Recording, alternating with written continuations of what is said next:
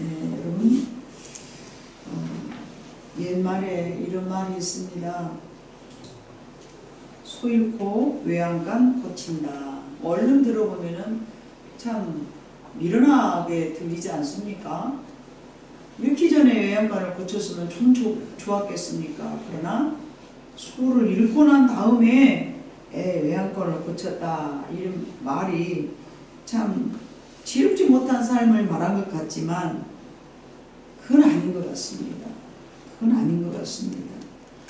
때로는 하나님께서 우리들에게 참 인생을 살아가면서 미리미리 우리는 준비하고 하나님 어려운 일 당하지 않도록 살기를 원합니다. 지혜롭게 살기를 원합니다 하면서 각자 여러분들이 지혜롭게 살아갈 수 있는 여러 가지의 삶의 방편들을 미리 준비합니다. 다른 사람에게 속지 않기 위해서 많은 법적인 지식을 알아야 되고 다른 사람들에게 이용당하지 않기 위해서는 항상 내 마음을 굳게 어느 정도는 닫아놔야 되고 여러 가지의 여러분이 지금까지 살아오면서 50년, 60년, 40년, 30년, 20년 살아오는 동안에 여러분들이 나름대로의 삶을 지혜롭게 살아가기 위하여서 실패하지 않는 삶을 살기 위하여서 굉장히 조심한다는 얘기죠. 그러나 그 조심이 때로는 올무가 되어서 나로 하여금 박차게 나가는 힘을 소멸시킨다는 것. 그래서 때로는 이게 옳은 것인지 때로는 이게 좋은 것인지 구별을 못할 때가 있습니다. 그러나 우리는 예수 믿는 우리에게는 오직 주님과 함께 동행하니 가장 실패하지 않는 삶인 줄로 믿습니다. 그러나 오늘 본문의 말씀에 봐보면 주님과 늘 동행했던 베드로도 실패를 했던 경험을 오늘 말씀에 기록되어 있습니다. 미리 피할 길을 알게 했을 수도 있지 않았을까? 미리 예수님께서 도와주셔서 베드로에게 이렇게 창피스러운 일들이 생기지 아니할 수는 없었을까? 피할 길을 미리 알려주셨더라면 그런 수치스러운 삶이나 또는 고통스러운 삶을 살지 않았을 것 같은 생각이 듭니다.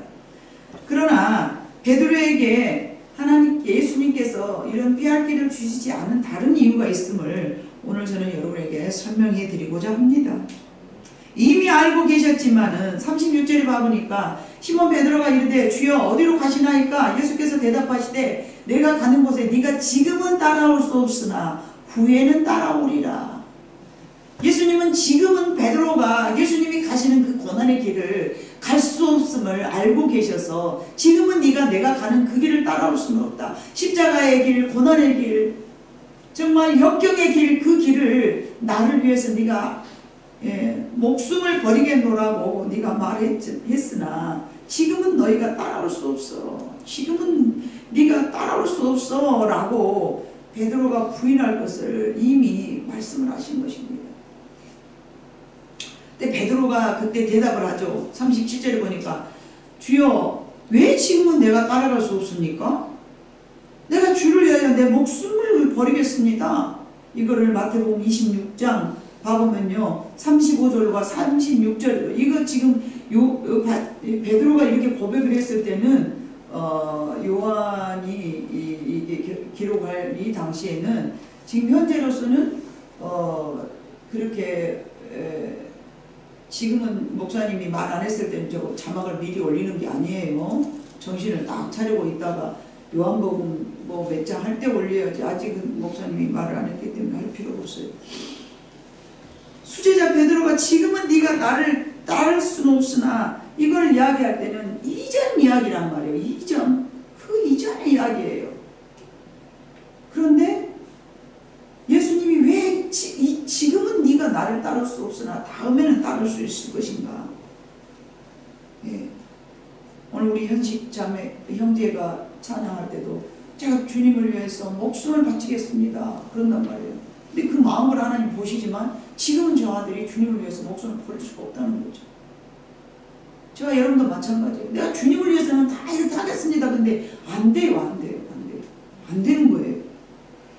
그러나 따를 때가 분명히 돌아온다. 후에는 따라올 것이다.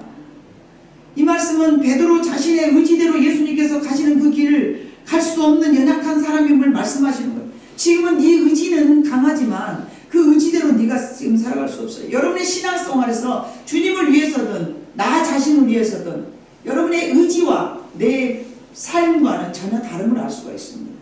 마음으로 우리는 주님을 위해서 정말 죽어야 되겠다. 주님을 위해서 별것을 다 하겠다. 그런데 실제적으로 정작 그런 상황이 생기면 주님을 위해서 살지 못한 우리들의 모습을 봅니다. 그러면서 하나님, 왜 이렇게 제가 마음으로는 다 하고 싶은데 머리로는 다 해야겠는데 이 마음이 잘 안 될까요? 그래서 머리와 이 가슴 사이가 30cm 잡아야 기간이 이 30cm나 겨우 되거잖아요. 이 머리에서 이 가슴까지. 그런데요, 이 머리에서 가슴까지 돌아오는 신앙, 머리의 신앙인데 가슴의 신앙까지 다가올 때가 30년도 더 걸려요. 주님을 위해서 내가 살겠습니다. 목숨을 바치겠습니다. 이게 다짐을 했어요. 머리로는 했단 말이에요. 근데 진심으로 가슴에서는 내 삶에서 그렇게 못 사는 경우가 너무 많아요. 그러나 후회는 됐는데 베드로는 우리같이 30년 걸리지 않았어요. 나중에는 반드시 그런 삶을 삽니다. 예수님이 이걸 다 알고 계시죠. 우리 성도들의 의지도 마찬가지예요. 왜 내가 하나님을 위해서 그렇게 이렇게 살아가겠다고 대단한 각오를 다짐해 보지만 나의 각오대로 되어지지 않을 때가 너무 많은데, 그러나 예수님께서 그런 베드로를 미워하시거나 버리거나 외면하지 않았어요. 요한복음 21장 18절로 19절에 봐보면 이렇게 말씀하셨습니다. 같이 읽어봅니다. 내가 진실로 진실로 네게 이르노니 네가 젊어서 수소로 띠띠고 원하는 곳으로 다녔거니와 늙어서는 네 팔을 벌리리니 남이 네게 띠띠고 원하지 않는 곳으로 데려가리라. 이 말씀을 하시면 베드로가 이런즉 죽음으로 하나님의 영광을 돌릴 것을 가리키심이로라. 이 말씀을 하시고 베드로에게 이르시되 나를 따르라. 자, 이때는요, 예수님께서 베드로를 부르실 때 이야기예요. 부르실 때 네가 나를 따르라. 이제는 앞으로는 네가 그렇게 살아갈 것이다. 이 제자의 맨 처음에 예수님이 베드로를 제자로 삼았을 때는 그런 마음이 준비되어 있지 않았었어요. 예수님은 먼 훗날 베드로가 예수님의 십자가의 길을, 고난의 길을 그때야 나를 따를 수 있으리라고 저렇게 말씀하셨는데, 베드로는 예수님과 함께 매우 가깝게, 아주 가깝게 있었다는 사람이에요. 늘 주님과 함께 있어요. 누가복음 5장 8절에 봐봅니다. 봐보면요, 시몬 베드로가 이를 보고 예수의 무릎 아래 엎드려 이르되 주여 나를 떠나소서 나는 죄인이로소이다. 예수님을 만나고 난 다음에 내가 죄인임을 이렇게 고백한 시기가 또 있었어요. 그런데 예수를 믿고도 내가 아직 죄인임을 모르는 사람들이 얼마나 많은지 몰라요. 머리로는 알죠. 머리로는 그래, 우리 인간이 다 죄인이지, 다 죄인이야. 그런데 이 가슴에서 오열이 터지면서 내가 죄인이라고 이 죄를 고백한 것과 막연하게 우리는 예수 믿어서 다 죄인이야, 배워서 죄인이라는 거, 알아서 죄인이야, 들어서 나는 죄인이라는 걸 알아, 다 죄인이야. 그래? 왜? 아담이 죄를 졌으니까 우리가 아담으로부터 받은 죄가 그래. 아, 그러구나. 깨닫고 지식으로 알았던 이 죄와 내가 가슴에서 진심으로 하나님 앞에 내가 이런 죄를 졌습니다, 이걸 고백한다는 것은요, 쉽지 않은 일이에요. 그런데 베드로가 예수의 무릎 아래 엎드려서 주여 나를 떠나소서 나는 죄인이로소이다, 이것은요, 가슴에서 진심으로 베드로가 내가 죄인임을 고백했을 때예요. 자, 또 11절에 봐보면요, 이거 그들이 베드로를 육지에 대고 모든 것을 버려두고 예수를 따릅니다. 자기의 삶의 모든 것을 다 던져버리고 주님을 따른다라고 고백했던 베드로예요. 직장도 버려버리고 내가 먹고 살아야 할 내 생계 수단을 다 던져버리고 주님을 따랐다는 것은 대단한 각오지 않습니까, 여러분? 그리고 12명 중에 한 사람인 제자로서 선택받았던 사람이었고, 수많은 수천 명, 500여의 기적을 나타낼 때도 5,000명이, 예수님을 따르는 무리가 5,000명이, 근데 그 중에서 12명이면 여러분 정말로 이건 특별한 사람이지 않습니까? 12명인 제자로 선택되었던 사람이고요, 또 모든 병을 고칠 능력을 받았던 사람이에요. 예수님께서 모든 것을 너희가 너희에게 모든 병을 고쳐줄 능력을 주마, 이렇게 딱 말씀했던 사람이에요. 받았던 사람이에요. 그리고 주는 그리스도에서 살아계신 하나님의 아들이십니다라고 고백했던 사람이에요. 마태복음 16장 16절을 봐보니까 시몬 베드로가 대답하여 이르되 주는 그리스도에서 살아계신 하나님의, 아무도 이가 누군지를 모를 때에, 아무도 예수 그리스도가 뭐요? 세례 요한이요? 뭐요? 우리가 기다리는 메시아요? 이 사람은 도대체 누구야? 선지자야? 에레미야 중에 누구 한나인가? 그러고 있을 때에 베드로가 대답했어요. 주는 그리스도시요 살아계신 하나님의 아들이십니다. 천국 열쇠를 받았던 사람이에요. 예수님과 함께 무리를 걸었던 사람이에요. 주님을 위해서 목숨을 버리겠다라고 고백했던 사람이에요. 성령과 믿음을 소유했던 사람이었어요. 예수님과 함께 죽으면 죽으리라고 고백했던 사람이에요. 그러나 그는 십자가를 지고 가는 예수님의 길을 뒤따를 준비가 되어 있지 않았어요. 십자가를 짊어지고 내 몸을 다 바트러뜨리게 내어줄 만한 예수님, 내가 내 목숨을 드리겠나라고, 내 목숨을 드리겠나라고, 주님이 살아계시면 내가 언제든지 주님이 가시는 길을 다 따라가겠습니다. 오늘 본문 37절 베드로가 이르되 주여 내가 지금은 어찌하여 따라갈 수 없나이까? 주를 위하여 내 목숨을 버리겠나이다. 마음으로 생각으로는 대답을 했어요. 그러나 정작 그가 생명의 위협을 느꼈어. 마음으로는 다 했지만 정작 내 목숨을 드릴 만큼 그런 어려운 상황이 되자 주님을 나는 모른다고 부인한 사람이에요. 이게 베드로의 일만이 아니죠. 환난을 이겨내고 십자가를 지고 피 흘려 온몸이 찢기는 상한 예수님께서 가신 그 길을 내 눈으로 직시하면서 너도 그의 제자지. 그러니까 전 아니에요. 그러고 예수님께서 보리떡 5개와 물고기 5마리로 산천 초목에서 말씀을 증거할 때는 제가 주님을 위해서 목숨을 드리겠나이다 이랬는데 정작 주님이 피 흘리고 찢기고 고난을 당한 그 모습을 보면서 너도 이 한패지. 그러니까 아니에요 라고. 상황이 달라지니까 주님은 그러나 미리 알고 있죠. 지금은 네가 나 있는 곳으로 따라올 수 없다. 이 말씀은요, 지금 너는 마음으로는 그렇게 하고 싶지만 이런 고난의 십자가를 칠 준비는 네가 아직 안 돼 있어. 성령을 받기 전, 성령과 동행하기 전에 우리의 힘과 다짐으로는 혹 수많은 경험이나 체험이 있었어도 십자가 지고 가기에는 불가능한 함을 예수님께서 알고 계셨고 또 그랬기 때문에 베드로는 실패한 인생을 살았습니다. 주님께서 베드로를 도와주실 수 없었을까요? 아닙니다. 예수님은 베드로를 실패하지 않게 도와주실 수 있었겠으나 그에게 실패하도록 내어버려 두신 이유는 그가 실패한 경험이 있을 때에 크게 나타난 삶이 달라짐을 저와 여러분은 이미 알고 있습니다. 그는 겸손한 사람이 되었습니다. 요한복음 21장 15절에 이런 말씀을 하였습니다. 그들이 조밥 먹은 후에 예수께서 시몬 베드로에게 이르시되 요한의 아들 시몬아 네가 이 사람들보다 나를 더 사랑하느냐 하시니까 이르되 주님 그러하나이다. 내가 주님을 사랑하는 줄 주님께서 아시나이다. 이르시되 내 어린 양을 먹이라 하시고 나중에는 3번째 물어보니까 베드로가 근심하여 지난날에는 그 실패하기 이르기 전에는 뭐라고 그랬어요? 오늘 본문 뭐라고 합니까? 내가 왜 못 갑니까? 용감하잖아요. 갈 수 있죠. 제가 가야죠. 내 목숨까지 버리겠습니다. 라고 베드로는 예수님 앞에서 호언장담을 하였어요. 그런데 요한복음 21장 15절의 저 말씀은요, 예수님께서 죽으시고 다시 부활하시사 베드로를 다시 만났어요. 바닷가에서, 갈릴리 바닷가에서 고기를 잡고 있어요. 네가 나를 사랑하느냐? 라고 물으실 때에 네라고 대답할 자신조차 없었어요. 뭐라고 말했어요? 주께서 아시나이다. 얼마나 부끄러웠겠습니까? 얼마나 죄송하였겠습니까? 우리는 항상 성공한 사례만이 교육 자료로 생각합니다. 저 사람 성공했으니까 나도 그 성공한 사례를 바라보면서 따라가야 되겠다. 성경은 여러분 봐보면요, 구약에서부터 신약에까지 성공한 사례만 있는 게 아니에요. 실패한 사례가 창세기 4장부터 나옵니다. 3장부터 나옵니다.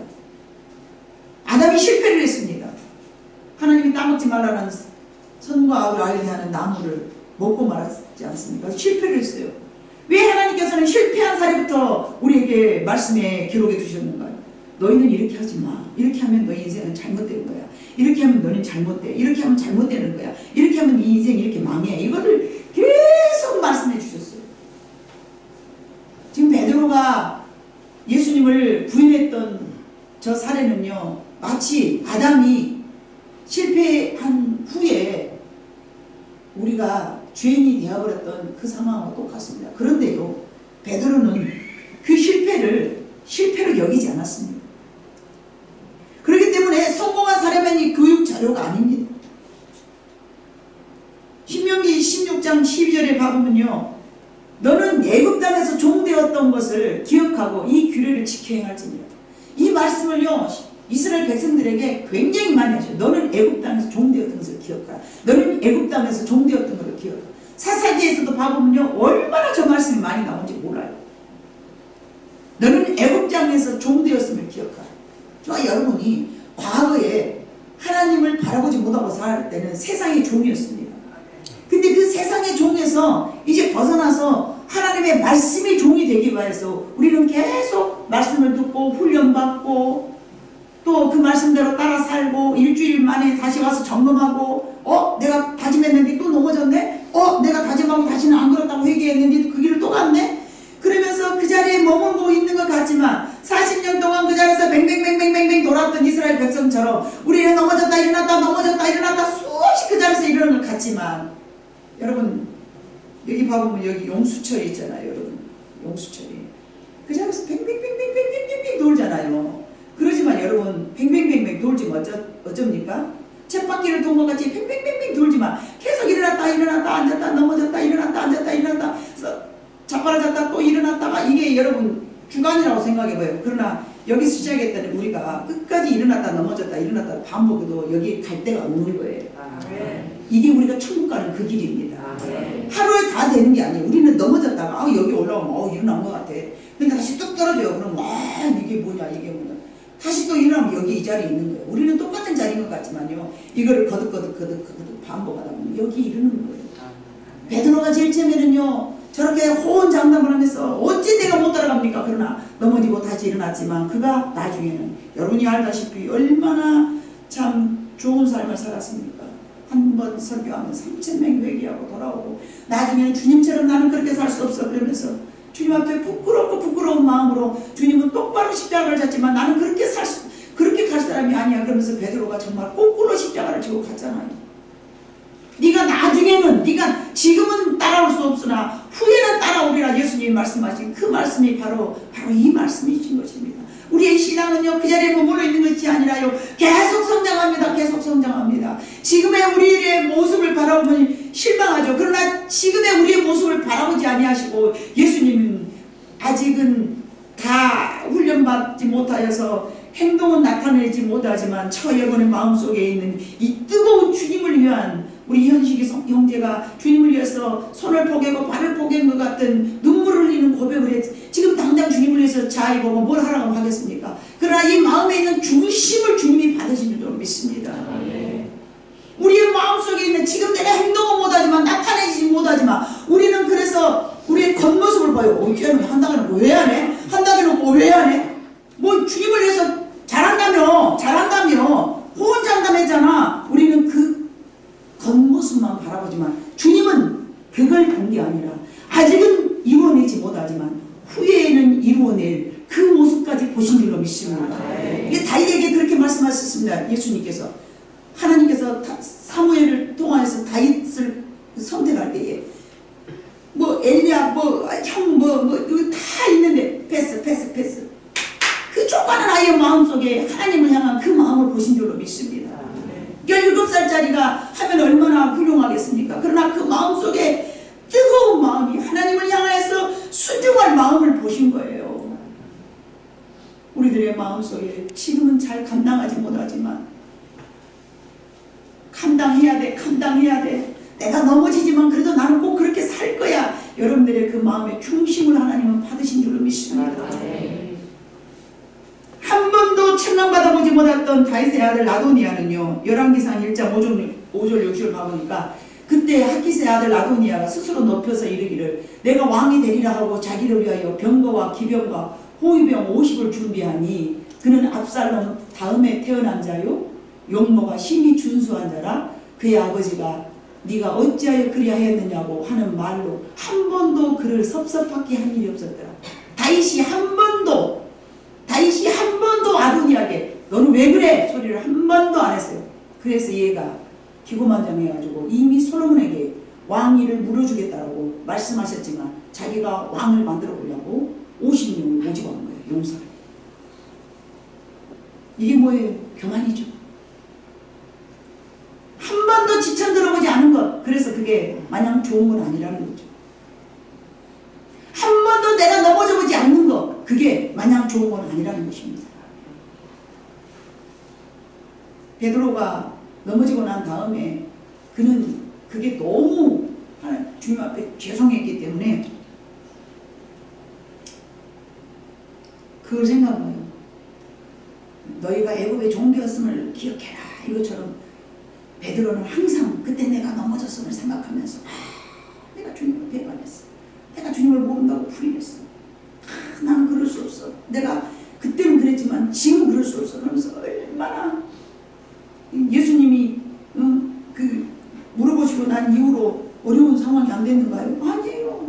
뭐 사자굴에 넣어서 잡아먹기도 하고 뭐 예수님을 증거하다가 막 사도들이 목배임을 당하고 얼마나 고난이 많았는지 몰라요.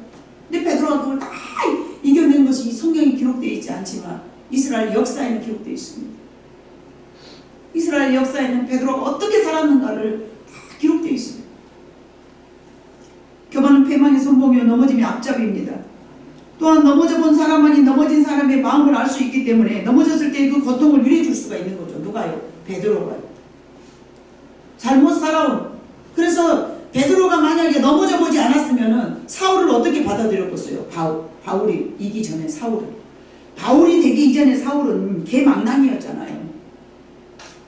그런데 베드로가 자기도 넘어져 봤기 때문에 다시 일어난 자기 자신을 생각하면서 네가 더러운 것을 내가 깨끗하고 닦겠는데 네가 왜 더럽다고 말을 해? 그러면서 하나님이 보자기에 이렇게 내 귀퉁이에 부정한 짐승을 네가 먹어라 네가 먹어라 이렇게 말씀해 주시잖아요. 3번이나 하늘에서 내려가지고 본인의 경험에 의하니까 이런 나도 사랑해 주셨는데 사울이라는 저 청년도 하나님께서 나와 같이 변화시켜 줄 수 있겠구나. 그런 마음을 성경에는 기록되어 있지만 어느 정도 받아들일 수가 있지 않겠습니까? 그래도 그 환상을 보고서 하나님이 허락하니까 순종을 하잖아요. 본인이 넘어져 보지 않은 사람은요 넘어져 본 사람의 삶을 이해 못해요. 용납 못합니다. 늘 실수가 잦은 사람은요 실수한 사람의 삶을 이해를 해요. 그러나 한 번도 실수를 안 한 사람들은요 실수한 사람들을 용납할 수가 없습니다. 잘못 산 사람, 살아가는 사람들의 삶을 이해할 수 없는 거예요. 왜요? 자기는 늘 참고 자기는 늘 절제하고 자기는 늘 안 했기 때문에. 그래서 그 삶이 그러면 잘 살아집니까? 아도니아처럼 저렇게 넘어질 수 있는 거예요. 한 번도 지쳐 들어보지 않았던 아도니아. 그 인생은 성공한 인생이 아니었어요. 비록 넘어졌을지라도 다시 한번 일어났던 베드로의 인생은 아도니아의 삶과는 달랐습니다. 그래서 사도 바울이 예수님께서 항상 빚진 자를 자기 자신을 빚진 자로 자신을 그렇게 여기고 목숨을 아끼지 않았던 이유 역시 자신의 과거를 회상하고 하나님께 충성할 수 있었어요. 내가 그때는 과거에는 어떤 사람이었냐. 나는 그래서 죄수 죄인이라고 아주 괴수 죄인이라고 자기가 그렇게 말하지 않습니까? 나는 죽일 놈이야. 나는 정말 이런 악독한 놈이 없어 라고 고백을 했지 않습니까? 바울이요.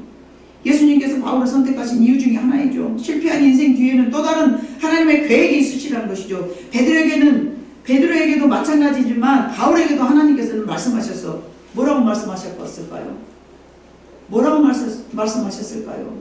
오늘 본문에 봐보니까 36절에 네가 지금은 내가 가는 곳에 갈 수 없으나 후에는 따라오리라. 이 말씀이 무슨 말씀이냐. 야야 우리나라 요새 말로 하자지만 야야 그때는 걔가 몰라서 그래요. 하나님이 베드로와 바울에게 마음으로 우리에게는 표현 안 하셨지만 그렇게 마음을 갖고 계셔. 베드로가 지금은 몰라서 그래요. 안 되어서 그래요. 사도 바울이기 전에 사울일 때도 자가 몰라서 그래요. 지금은 안 되니까 그래요. 하나님이 그런 눈으로 그들을 바라보셨다는 거예요.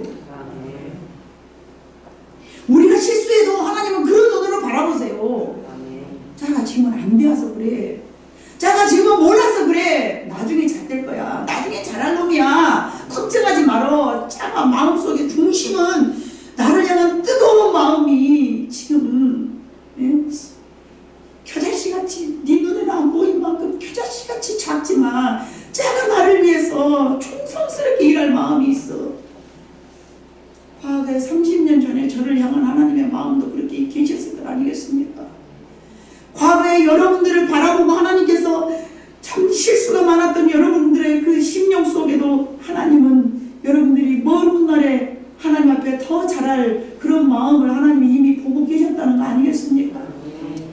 어찌하자 보자 치면은 15년 전에 우리 김재욱 집사님 마음속에도 말도 안 되는 그런 삶이었지만 앞으로 저 사람이 어떻게 하나님 앞에 봉사할 것을 하나님은 알고 계셨다는 거 아니겠습니까? 그래서 하나님은 뭐라고 말씀하셨습니까? 너희는 외모를 보지만, 너는 겉을 보지만, 너희는 지금 나타난 현상만 보지만 나는 중심을 보느니라. 저 여러분의 마음속에 하나님이 중심을 보는 그 중심을 볼 수 있는 눈이 있어지기를 하나님 앞에 사모해야 됩니다. 구해야 됩니다. 하나님, 저도 겉모습 보지 말고요, 중심을 볼 수 있는 눈을 주세요. 그래야지 10년, 20년 뒤를 볼 수 있는 눈이 있어야죠. 오늘 봐보고, 엄마 저거 뭐야? 싸가지 없네? 쫙 잘라버리고. 아니야. 중심을 볼 줄 아는 사람은 아니야. 그래도 떡잎부터 알았는가 보지. 아까 이런 거 저런 것도 잘라내고 나면 하나님 앞에 멋진 그릇이 될 거예요. 주의 좋은 그런 눈이 있어야 돼요. 그런 눈이 없어가지고 이것은 이런다고 잘라버리고 저것은 저런다고 걷어내고 저것은 저런다고 없애버리고 그러면 교회 안에 누가 있겠습니까? 중심을 보는 눈은 여러분들이 주님 앞에 달라고 기도하시길 바랍니다. 그래야 사람들을 오래 기다릴 줄 아는 거예요. 여러분이 앞으로 향후 기업인이 되고 또 뭐 직장에서든 사업하는 사람이 되든 사람 중심을 볼 줄 아는 눈이 있어야 돼요. 그래야 사람을 잘 다루죠. 하나님이 갖고 계시니 우리도 소망을 주실 줄로 믿습니다. 실패한 인생의 뒤에는 또 다른 하나님의 계획이 있으심을 우리는 반드시 기억해야 됩니다. 그때는 몰라서 그랬어. 바울의 실패는 실패가 아닌 정말로 미수가 아니에요. 미수가. 실패가 아니에요. 미수가. 영적인 미수가. 우리는 다 영적인 미수가들이에요. 제일 처음부터 응아하고 태어나가지고 완숙해갖고 태어납니까? 점점 자라요. 영수철 내가 말씀드렸잖아요. 여기 처음에는 신앙의 시작이 여기죠. 시작이 올라갔다 내려갔다 올라갔다 내려갔다 올라갔다. 이거 쭉 펴봐요. 얼마나 자랐겠어요. 근데 여기까지 이룰 때가 여러분 반드시 온다니까요. 미숙한데 어떻게 제일 처음부터 잘합니까?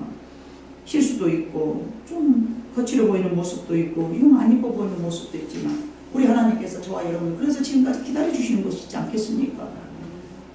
저와 여러분을 기다려주셨으니까 우리가 수없는 실수를 하고 실패를 해도 하나님께서 내어놔 주신 것이잖아요.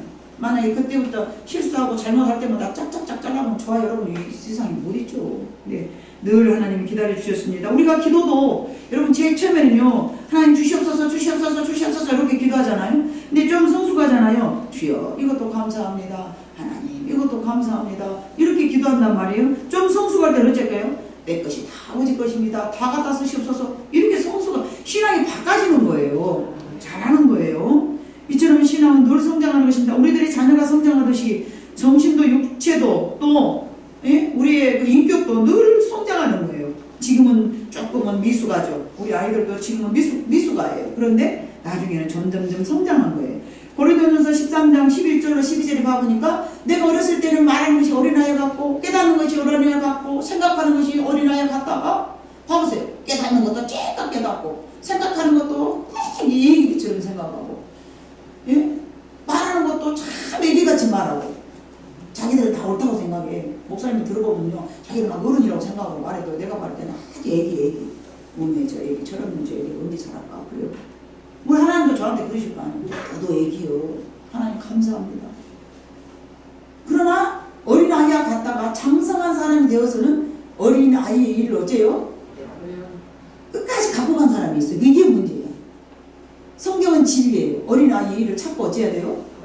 버리는 사람이 돼야 됩니다. 옛날에 그랬으니까 오늘도 하고 그러면 안 돼. 늘 버려야 돼. 내가 살았던 지난날의 모든 삶의 방법을 자꾸 버려야 돼.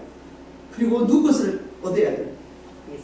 말씀 속에 있는 예수님이 가르쳐 주신 것을 자꾸 내 것을 내 것 삼아야 돼. 옛날에 내 것 삼았던 건 버려버리고 다시 예수님께서 가르쳐. 그러면 우리 생각이 예수님처럼 닮아가고 우리의 삶이 예수님처럼 닮아져 가는 거예요. 그러니까 과거에 살았던 모든 잘못이 아니라 어린 아이와 같았던 것들을 자꾸 버리는 거예요. 아 이것도 그랬구나 이것도 그래. 지금은 희미하고 잘 모르는 일이라도 장성하면 자 12절 우리가 지금은 거울을 보는 것 같이 희미하나 그때는 얼굴과 얼굴을 대하여 볼 것이요 지금은 내가 부분적으로 아나? 그때는 주께서 나를 아신 것 같이 내가 온전히 알리라. 과거에 목사님이 뭔가 설명해 주면 어메 그런 것 같아요. 그런 것 같아요. 아 그렇네요. 맞아요. 근데 자기가 가슴에서 느낌 어째요? 맞다. 그래서 그때 목사님이 그렇게 말씀하셨구나. 우와 맞네. 그러면서 이제 확실하게 자기 마음을 알아주는 게 그 뭐예요? 내가 성장했다는 얘기. 아멘? 어린 아이와 같았었는데 내가 이제 성장한 거야. 성장한 거야. 어떤 부분, 이런 부분, 저런 부분, 이런 부분. 그래서 성장하게 되는 거예요. 그래서 우리는 과거에는 실패를 했어. 근데 그건 어린 아이의 때니까 그래. 그냥 그 거울을 삼고 다시는 안 하는 사람, 바울과 같이 다시는 그렇게 안 사는 사람. 하나님은 그걸 원하시니까. 예? 베드로와 같이 베드로의 실패를 굳이 기록해도 안 해놔도 되는데 왜 기록을 해놨느냐. 사람은 이렇게 실패할 수도 있단다. 그리고 실패한 후로는 정신 차리면 이렇게 더 잘한단다. 뭐 이런 것들에 대한 기록이지 않겠습니까? 베드로의 실패는 실패가 아니고 더 나은 성장의 밑거름이 되었던 것처럼 우리가 자녀들을 양육할 때도 이와 같은 마음으로 보듬어야 될 줄로 믿습니다. 교회 안에서도 마찬가지입니다. 성도들이 다 어린아이 같은 신앙이기 때문에 나하고 어깨를 견줘서 생각하면 안 되는 거야. 아, 야, 어리니까 그런다. 육체는 이미 다 성장한 성인처럼 보여지지만 신앙이나 인격은 그러지 않습니다. 정신의 세계는 아직 미숙아일 때가 참 많아요. 그러면 우리는 먼저 온 사람이 아직은 몰라서 그래 라고 기다릴 줄 아는 마음을 가져야 돼요. 왜냐? 그게 하나님의 마음이시기 때문에 그렇습니다. 이런 마음으로 기다려야 되는데 우리 역시 하나님께서 그런 자비와 은혜를 우리에게 베풀어 주셨기 때문에 조금 전에도 말씀드렸겠지만 우리가 이렇게 생존하고 살아있는 것입니다. 하나님의 사랑을 느낀 사람은요, 예? 하나님의 사랑을 느낀 사람은, 마음으로 느낀 사람은, 아, 그래요. 과거에 나도 참 미숙아였는데 하나님 기다려주신 것처럼 우리도 기다려야지 뭐. 이런 마음으로 상대에 대한 교회가 되었던 우리 가정 안에 있는 어린이가 되었던 그렇게 기다려주는 거예요. 나도 저렇게 철없었지 뭐. 어이, 우리는 안 그랬어. 다 그랬지 뭐. 그러면서 그 지금 현재 보여지는 그 모습만을 보면 안 돼요. 안 돼요. 아직은 철이 덜 들어서 그런다라는 여러분 넉넉한 마음 우리 모두가 소유하여야 될 줄로 믿습니다. 그러므로 너는 실패란 정말로 인생, 너는 실패한 인생이야 라고 스스로 나 자신을 조롱할 때가 있거든요. 그래서 내가 얼마나 괴롭힘을 당한지 몰라요. 근데 그 과거에 나의 실패했던 모습을 우리 스스로도 책망해서는 안 돼요. 내가 그때는 몰라서 그랬으니까 앞으로도 잘하면 된다 이런 마음을 가지고 그 자리에서 털고 일어나야 돼. 근데 그 자리에 머무적거리고 앉아갖고 안진뱅이처럼 내가 그랬어 그때 왜 그랬을까 아 그때 왜 그래요. 그때는 미숙하니까 그랬지. 우리 모두가 다 그래서 나는 어른들이 하시는 말씀이 그 말이 맞은가 모르지만 인생이 120살이라서 하나님이 정해준 나이가. 근데 이제 언제 철 들어가요? 죽어갈 때쯤 되면 철 들어가잖아요. 다 완숙이 되면 이제 어디 가요? 하나님 나라 가는 거예요. 다 성장해갖고 더 이상 배울 거 없어요. 하나님 나라 가는 거예요. 네. 남자들 그러잖아요. 남자는 철 들면 죽어. 그 말이고. 오자고 하는 말이 아니라 진심인 것 같아요. 짐인 것 같아요. 죽어갈 쯤 되면 그때부터 이제 철이 들어가는 거예요. 여러분 지난주에 저는 82세 노인을 만났어요. 근데 그 82세 노인이 과거에 자기가 잘못된 삶을 마음속으로 못 버렸더라고. 어린아이와 같이 버려버려야 돼요. 그때는 내가 철없은 게 그랬어. 그러고 버려야 돼요. 근데 82살 되도록 갖고 앉아갖고 나는 죄인이요 그러면서 자기를 자학하고 있는 거예요. 그래 병이 생겼어. 병이 생겼더라고. 두려움과 모든 것을 배설물로 여겨버리고 싶은 그런 본능 때문에 뭐만 먹기만 하면 바로바로 약 먹어갖고 막 쏴버리는. 그러니까 몸이 아주 가시만 남아가지고 영양은 부족해가지고. 그래서 기도해주면서 이러시지 말으라고. 그때는 몰라서 그런 거지. 제가 그 말씀으로 위로해드렸더니 울더라고요. 82살 먹은 할머니 보자니 눈물을 쭉 흐르면서 내가 볼 때 이런 위로를 이 사람은 받아본 적이 없구나.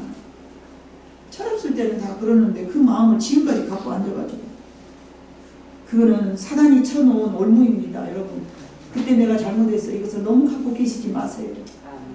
앞으로 주님을 바라보면서 그때 내가 하나님을 바라보면서 살면 되는 거예요. 말씀에 순종하고 정말 그분을 볼 때 제가 불쌍하고 안타까웠습니다. 우리의 실패를 주님 앞에 내려놓아야 합니다. 베드로가 만약에 그때 난 그랬어, 그때 난 그래갖고 앉아갖고 있날 줄도 모르고 나는 죄인이여, 나는 죄인이냐고 방구석에 차 앉아갖고 아무것도 안 하고, 하나님 그걸 원하실까요? 아니잖아요. 하나님 그를 더 사용하기를 원하셨잖아요.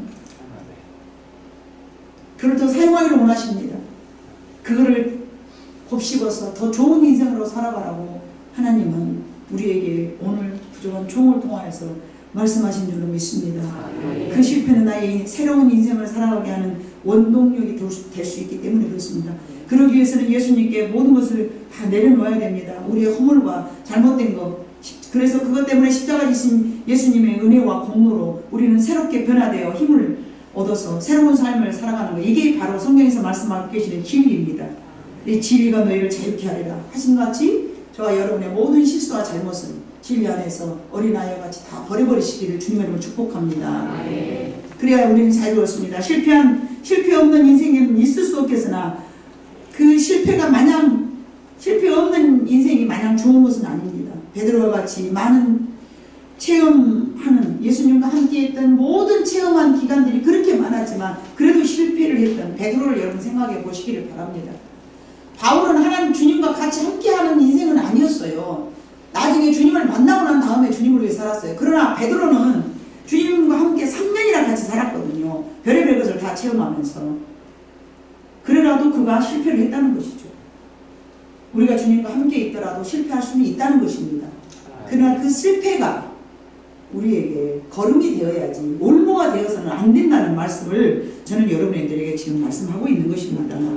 베드로가 실패를 경험한 후에 그의 삶을 여러분 상상을 뛰어넘었습니다. 우리가 읽었던 36절에 있는 말씀, 지금은 네가 따라올 수 없으나 나중에는 정말로 네가 감당할 것이라는 주님의 말씀, 나중은 감당할 것이다. 예수님은 지금은 안 되는 이유를 알고 계세요. 또 넘어지고 또 넘어져도 반드시 감당할 때가 있다는 것을 우리는 알아야 됩니다. 예수님도 알고 계시고요. 우리는 모르지만, 저와 여러분은 모를지라도 주님은 이미 알고 계십니다. 우리가 앞으로 몇 년 후에 넘어질지, 우리가 앞으로 몇 년 후에 다시 일어서서 주님을 위해서 어떤 삶을 살지 우리 주님은 다 알고 계십니다. 오늘 내가 나약하다고, 오늘 내가 성장하지 않았다고, 오늘 내가 주님 앞에 만족해드리는 그런 삶을 살고 있지 않다라고 여러분을 자책하지 말기를 원합니다. 실패는 또 다른, 실패는 또 다른 하나님의 계획이 있습니다. 실패는 성공의 어머니라잖아요. 우리 승민이가 맞습니다. 그거를 어떻게 내 마음속에 적용하느냐에 따라서 영원한 실패가 될 수가 있고, 또는 다시 일어날 수 있는 밑거름이 될 수가 있는 것입니다. 베드로는 밑거름에 대한 그런 삶을 살았습니다. 과거를 되돌아보면서 본인을 자책하면서 스스로를 주님을 위하여서 헌신했던 그런 삶을 산 것처럼 우리들의 실패 속에서 하나님의 또 다른 섭리가 계심을 여러분은 바라보시고 또 힘을 얻고 그것을 자신의 에너지로 승화시킬 수 있는 여러분 모두가 되시기를 주님의 이름으로 축복합니다. 기도하시겠습니다. 사랑 많으신 아버지 하나님, 참으로